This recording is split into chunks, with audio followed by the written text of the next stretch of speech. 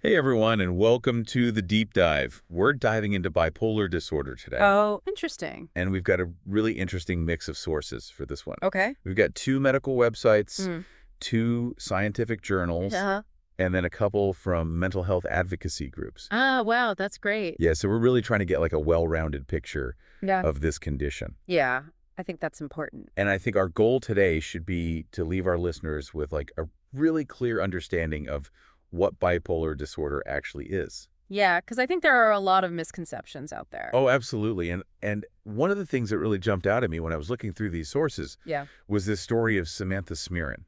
Oh, yeah. She's a South African woman who was diagnosed with bipolar disorder at 18 Wow. and has just become like an incredible advocate for mental health awareness. That's amazing. Yeah, and we're going to talk more about her story a little bit later. Okay, cool. But I just thought it was such a powerful way to kind of like humanize Mm-hmm. this condition. Yeah, definitely. I think those personal stories are so important because Yeah. they really help people understand what it's like to actually live with bipolar disorder, Mhm. beyond just the textbook definition. Right, exactly. Yeah. And speaking of definitions, Yeah. maybe that's a good place to start. Sure. You know, a lot of people think bipolar disorder is just about being moody, Right. but it's way more than that. Absolutely. Yeah. Our sources from My Dynamics and SADAG really stress that bipolar disorder Mhm. is marked by these like extreme shifts Okay. in mood, energy, and even behavior. Wow. So it's not just like having a bad day or, being a little bit irritable. Right. It's really these intense shifts that can actually disrupt a person's entire life. So we're talking about more than just mood swings here. Way more. Yeah. What exactly do these shifts look like? Well, think of it like a pendulum Yeah. swinging between two extremes. Mm. You've got mania on one side Okay. and depression on the other. So during a manic episode, someone might feel incredibly energized, Wow. euphoric, like invincible even. Oh, wow. Their thoughts might be racing, they might talk really fast, sleep very little, and even engage in risky behaviors. That sounds intense. Yeah, it can be. And what about the other end of the spectrum? The depression.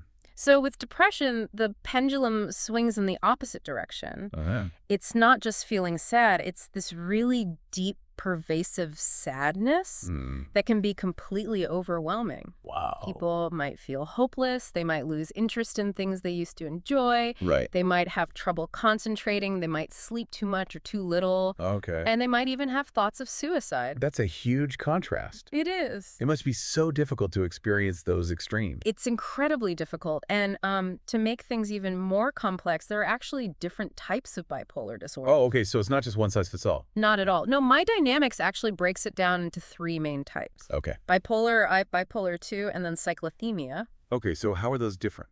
So bipolar 1 is where you have at least one full-blown manic episode, Okay. which can be so severe that it actually requires hospitalization. Wow. Okay. Bipolar 2 involves what we call hypomania, Okay. which is a milder form of mania, Uh-huh. but it still comes with those significant depressive episodes.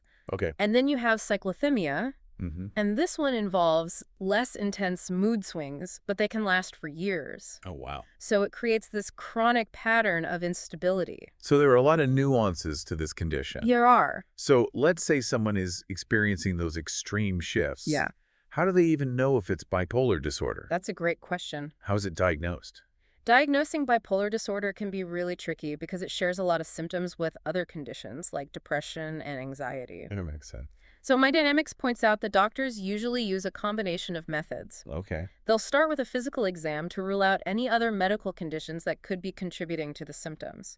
And then they'll do a thorough psychiatric evaluation where they'll ask about your symptoms, your medical history, Okay. and any family history of mental health conditions. So they're trying to get a really complete picture Exactly. of what's going on. Yeah, and they also use established criteria, Okay. like the ones outlined in the DSM-5, Got it. which is kind of like a guidebook that helps mental health professionals diagnose different mental health conditions. So it helps ensure they're making the right diagnosis. Exactly. It's like a map of symptoms that helps them figure out what's going on. Okay, so let's say someone is diagnosed with bipolar disorder. Mm-hmm. What happens next?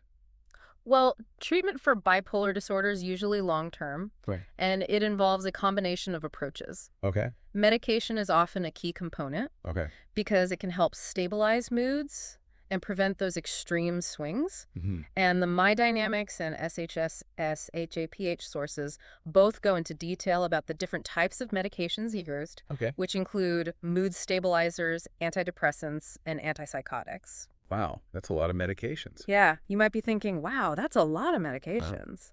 And Yeah. you'd be right.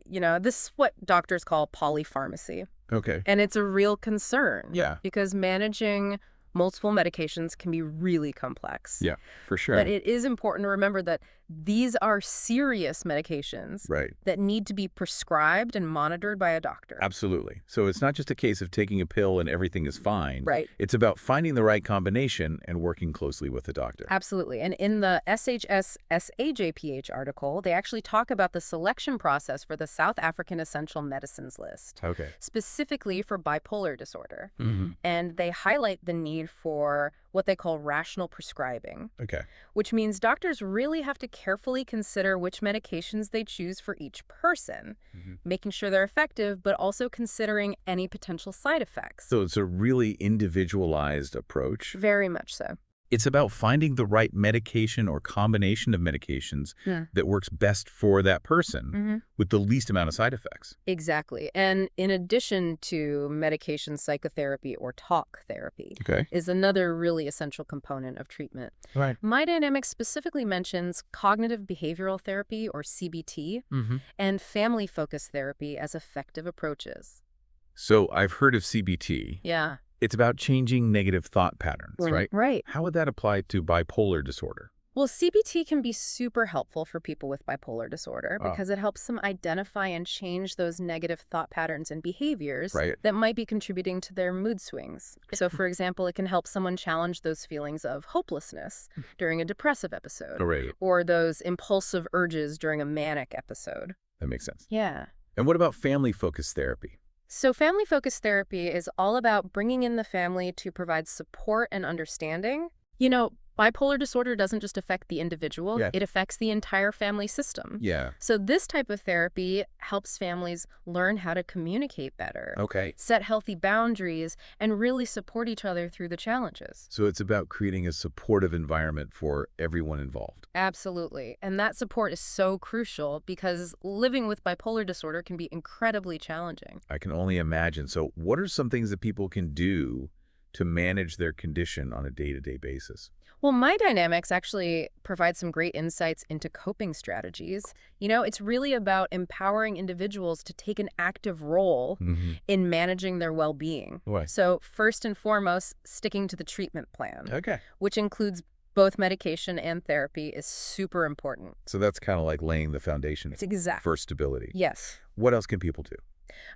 Avoiding alcohol and recreational drugs is another really important step Okay. because those substances can actually worsen symptoms. Oh, wow. Or even trigger manic episodes. I see. And when it comes to lifestyle, taking care of your physical health Right. can have a huge impact on your mental health. Absolutely. So getting enough sleep, exercising regularly, Mm-hmm. and eating a balanced diet are all key components of a healthy lifestyle that can really help manage mood swings.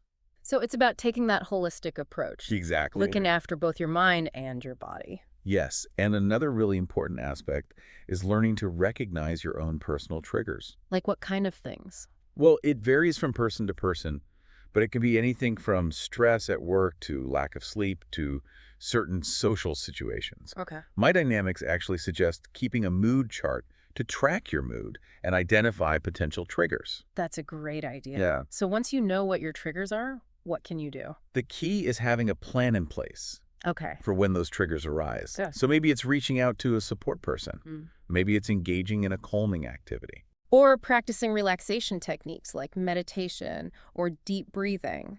So it's all about having those strategies in place Exactly. to help you through those more difficult moments. Exactly. And it's also really important to remember that you don't have to go through this alone. Right, we were talking about family support earlier, Mhm. but are there other sources of support out there? Absolutely. There are support groups specifically for people with bipolar disorder, Okay. where you can connect with others who really understand what you're going through. Right. And of course, mental health professionals like therapists and psychiatrists are there to provide guidance and support. It's reassuring to know that there's that network of support out there, Yeah. but I'm also curious about the bigger picture here. Okay. How common is bipolar disorder? Well, the SADAG source states that over 4 million South Africans have bipolar disorder. Wow.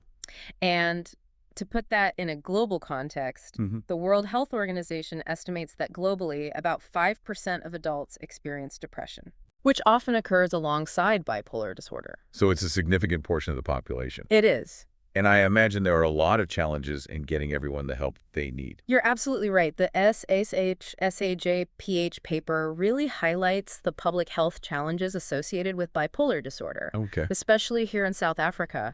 They estimate that a staggering 91% of people with mental disorders in South Africa's public health sector Wow. aren't getting the treatment they need. 91%. Yeah. That's heartbreaking. It is. It's a huge treatment gap. Why is there such a big gap? Well, there are a lot of factors at play. Okay. One is the stigma surrounding mental health, Right. which can prevent people from seeking help in the first place. Absolutely. Another is the lack of resources, Yeah. particularly in rural and under-resourced areas. Okay. And then there are also financial barriers because mental health services can be expensive. It's a complex issue It is. with no easy solutions. Yeah, but by acknowledging these challenges and working to address them, we can hopefully create a more equitable and accessible mental health system for everyone. That's the goal. Yeah, Okay, so we've covered a lot of ground here, we have. from the basics of bipolar disorder to the challenges of diagnosis and treatment, Right? and even the broader public health implications. Yeah. But before we wrap up this part of our deep dive, Right. I want to circle back to Samantha Smiran's story. Yes, let's delve into her journey Yeah. and what we can learn from her experience living with bipolar disorder. So stay tuned, listeners, because in the next part of our deep dive, we'll be exploring Samantha's story in more detail Yeah. and talking about what it teaches us about resilience, advocacy, and the power of hope. It's a powerful story. It is. Welcome back to our deep dive on bipolar disorder. Oh, it's good to be back. Before we look closer at Samantha Smiran's inspiring story, Okay. let's talk a bit more about the stigma surrounding this condition. Yeah, that's a good point. It's something she's really passionate about addressing. That's so true. Even though we are more open about mental health these days, I think there's still so much misunderstanding and judgment Oh, absolutely. around bipolar disorder. People with bipolar disorder often face stereotypes and misconceptions that can be really hurtful and isolating. Like, what kind of stereotypes are we talking about? Well, some people might think that people with bipolar disorder are dangerous or unpredictable, Oh, well, which is simply not true. right. Others might see it as a weakness or a character flaw Yeah. rather than a legitimate medical condition. It's almost like they're blaming the person for something that's totally out of their control. Exactly, and that kind of stigma can have really serious consequences. Oh, so. Well, it can prevent people from seeking help or disclosing their condition to others, Yeah. which can lead to feelings of shame and isolation. That makes me think about what Samantha said in the SADAG source. She talked about how important it is for families to be understanding and compassionate Right. when a loved one is behaving erratically because of bipolar disorder. It's such a powerful message. You know, instead of judging or criticizing, we need to approach bipolar disorder with empathy and understanding. Yeah, absolutely. Yeah. So how do we start to shift those perceptions? Yeah. How do we reduce the stigma around bipolar disorder? Well, education is key. I think the more we learn about bipolar disorder, the more we can challenge those harmful stereotypes and misconceptions. So we can start by just talking openly about mental health, Yes. sharing accurate information, and correcting misinformation when we hear it. Absolutely. And it's also important to listen to the stories of people with lived experience, Yeah. like Samantha. Hearing those perspectives can really help us understand the reality of bipolar disorder Right. and challenge those preconceived notions. Okay, well, speaking of Samantha, Yes. let's dive into her story. Okay. You mentioned that she was diagnosed at 18. Yeah. What led to her diagnosis? Well, according to the SADAG source, Samantha started experiencing mood swings and other symptoms during her teenage years. Okay. She would have these periods of intense energy and euphoria, followed by crushing lows of depression. It must have been so confusing and frightening for her and her family. Absolutely. And it took some time for them to figure out what was going on. Yeah. Eventually, Samantha was hospitalized Oh, wow. after experiencing a severe manic episode. So things really escalated. They did, and it was during her hospitalization that she was finally diagnosed with bipolar disorder. Okay. It was a real turning point in her life. I can imagine what was her initial reaction to the diagnosis. At first, she was relieved to finally have an explanation Okay. for what she was going through. Mm-hmm. But she also felt a sense of fear and uncertainty about what the future held. Right. A diagnosis like that can be life-changing. It can, but here's what's so inspiring about Samantha's story. Okay. She didn't let the diagnosis define her. And for her. She decided to take control of her condition and use her experience to help others. Wow. So she became an advocate for mental health awareness. Exactly. She wrote a memoir called Life Interrupted, Wow. where she shares her journey with bipolar disorder That's, and encourages others to seek help and break the silence around mental illness. I love that she's using her voice to empower others. Yeah. Did she talk about any specific challenges she faced because of her diagnosis? Yes, in the SADAG source, she mentions facing discrimination in the workplace. Oh, no. Some employers were hesitant to hire her Really? once they learned about her bipolar disorder, Wow. assuming that she wouldn't be reliable or capable. That's so unfair. It goes back to those harmful stereotypes we were talking about. It does, but Samantha didn't let those experiences deter her. Good for her. She continued to advocate for herself and for others with mental health conditions, pushing for more inclusive and understanding workplaces. Her resilience is incredible. It is. What about her personal life? How did bipolar disorder affect her relationships? Well, she's very open about the fact that bipolar disorder can put a strain on relationships. Yeah. You know, she talks about how her mood swings sometimes led to misunderstandings and conflicts with loved ones. That must have been so challenging. It was, but she emphasizes the importance of communication, patience, and understanding and navigating those difficulties. Yeah. She also stresses the importance of having a strong support system, Yeah. people who love and accept you for who you are through the ups and downs. It sounds like she's learned so much from her journey She has. and is using that knowledge to help others. Mm-hmm. Did she talk about any specific strategies that helped her manage her condition? Yes. She talks a lot about the importance of taking personal responsibility for her well-being. Okay. That includes sticking to her treatment plan, which involves both medication and therapy, Okay. as well as making healthy lifestyle choices. Like what kind of lifestyle choices? Well, she emphasizes the importance of getting enough sleep, eating a balanced diet, exercising regularly, and managing stress. So again, that holistic approach. Yes. Taking care of both your mental and physical health. Exactly. And she also talks about the importance of mindfulness and self-awareness. Okay. You know, she's learned to recognize her triggers and develop coping mechanisms to deal with them. So it's about having those tools in place to navigate those challenging moments. Exactly. And it's also about finding things that bring you joy and purpose. Yeah.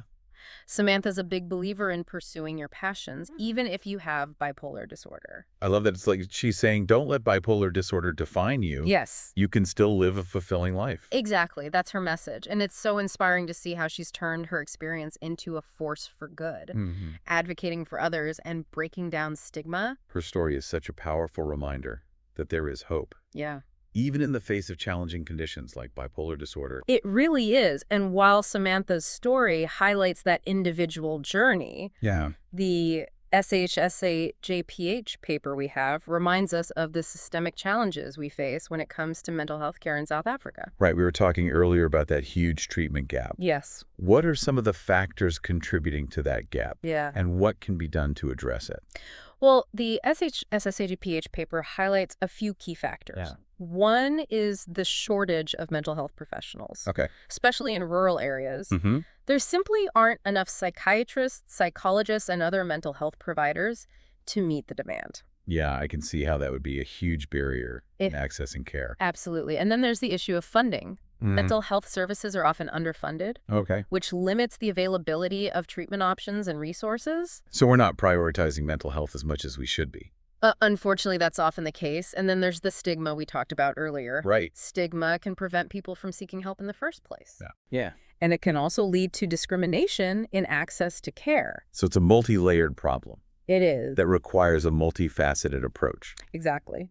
The SHSA-JPH paper suggests a number of strategies to address this treatment gap. Okay. What are some of those strategies? One is to increase funding for mental health services, Okay. both public and private.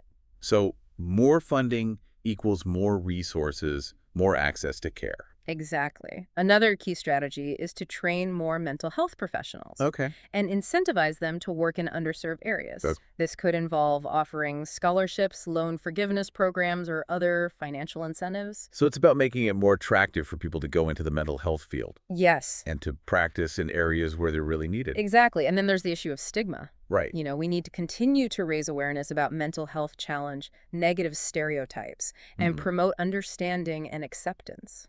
It's about creating a culture where it's okay to talk about mental health Yeah. and to seek help when you need it. Absolutely. And the paper also emphasizes the importance of integrating mental health services into primary care settings. Oh, okay. This would make it easier for people to access mental health care in their communities Mm-hmm. without having to travel long distances or face the stigma associated with specialized mental health facilities. That's a great idea.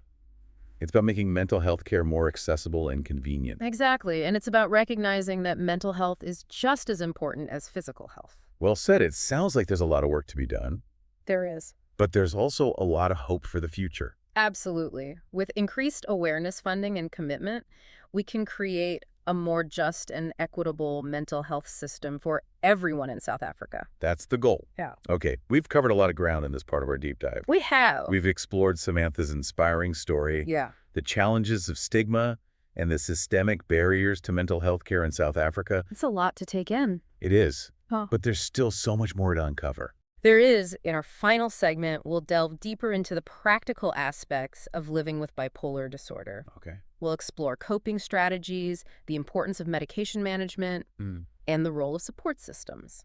Stay tuned, listeners, because we're about to take a final deep dive into the world of bipolar disorder Yes. and what it means to live a full and meaningful life, even in the face of challenges. Welcome back to the deep dive.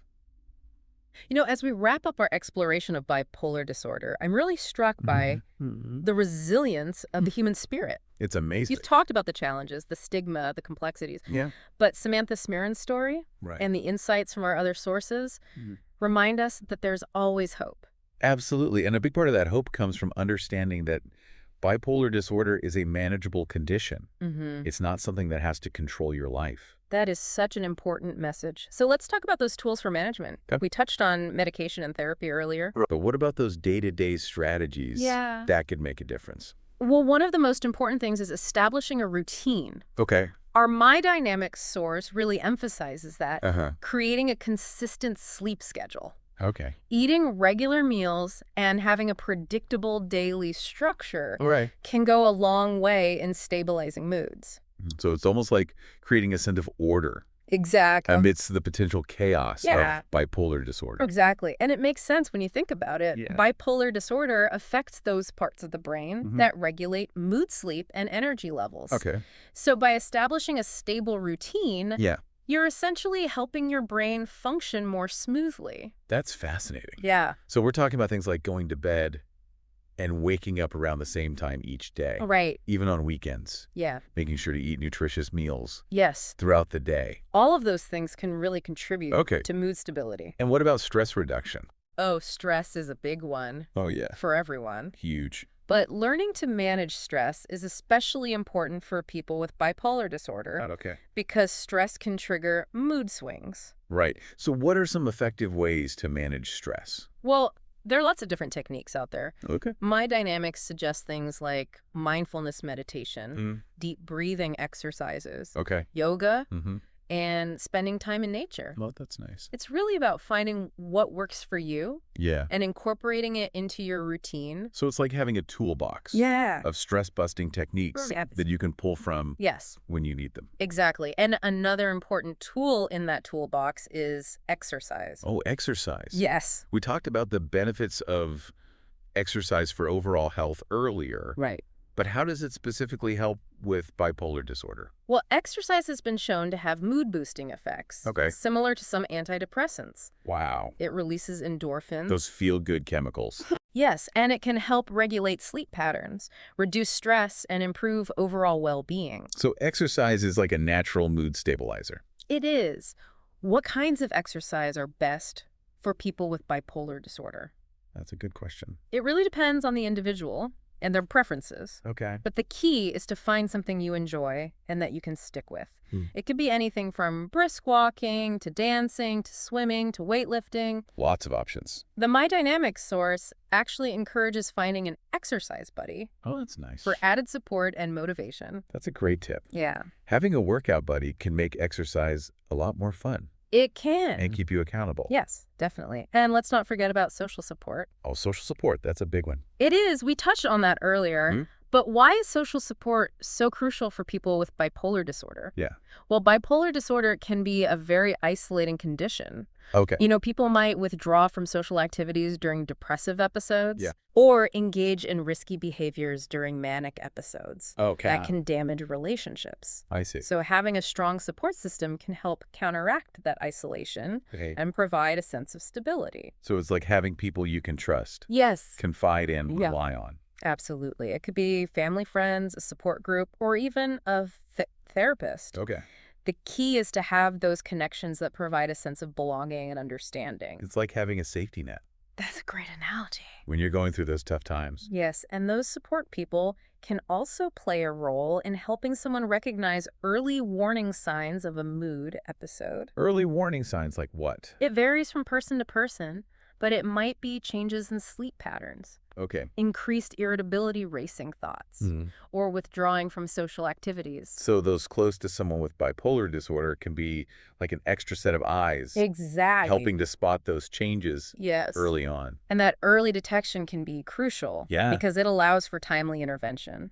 Whether it's adjusting medications, increasing therapy sessions, or simply implementing those coping strategies we talked about. It's like a team effort, It is. working together Yes. to manage the condition. That's a great way to put it. And speaking of team effort, we can't forget about the role of mental health professionals. Right. We talked about the importance of therapy earlier. Yes. But what else can mental health professionals do to help? Well, psychiatrists play a key role in medication management, Okay. which is a crucial part of treatment for many people with bipolar disorder. They can help determine the right medication or combination of medications Okay. and monitor for any side effects. And we talked earlier about the SHS SAJPH paper's emphasis on rational prescribing. Right. It's so important to find that right medication and dosage that works best for each individual. Absolutely. And therapists can provide ongoing support, Okay. helping people develop coping strategies, process difficult emotions, and navigate the challenges of living with bipolar disorder. Yeah. They can also provide education about the condition Yeah. and help families understand how to best support their loved one. It sounds like finding the right mental health professional can make a world of difference. It really can, and there are a lot of resources available to help people find the right fit. Okay. The CESADAG source actually has a directory of mental health professionals in South Africa. Wow. That's great. And they offer a helpline where people can get information and referrals. That's fantastic. Yeah, it's great to know that those resources are out there to help people get the support they need. And speaking of resources, Yes. I want to highlight something that Samantha Smirin is incredibly passionate about. Okay. Improving mental health services in South Africa. Yes. She's amazing. We talked earlier about that huge treatment gap. Right. What are some of the things that Samantha is advocating for? Well, she's a big proponent of increasing funding for mental health services, Okay. both public and private. So more resources. She believes that everyone, regardless of their income or location, should have access to quality mental health care. Mental health care shouldn't be a privilege. It shouldn't. It should be a right. Exactly. She's also advocating for the development of more community-based mental health services, Okay. particularly in rural and under-resourced areas. Bringing those services to the people Yes. who need them most. Exactly. And she's a big supporter of initiatives that reduce stigma and promote mental health awareness. It all comes back to that, It does. doesn't it? She believes that education and open dialogue are crucial in creating a more supportive and understanding society. I love that she's using her platform to advocate for these important changes. She's a true advocate. Well, as we wrap up this deep dive into bipolar disorder, Yeah, I'm left with a sense of hope. me too. We've covered a lot of complex information. Yeah. But we've also seen the resilience of the human spirit and the Yeah. power of knowledge, support, and advocacy. And we've learned that bipolar disorder is a manageable condition.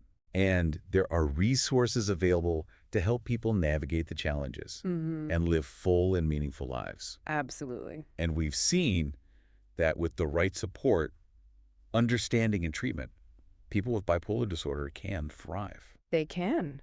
So thank you for joining us on this deep dive. It's been a pleasure. We hope you've gained a deeper understanding of bipolar disorder and feel empowered to continue exploring this important topic. Remember, knowledge is power. Yes, it is. And sharing that knowledge can help break down stigma and create a more compassionate and supportive world for everyone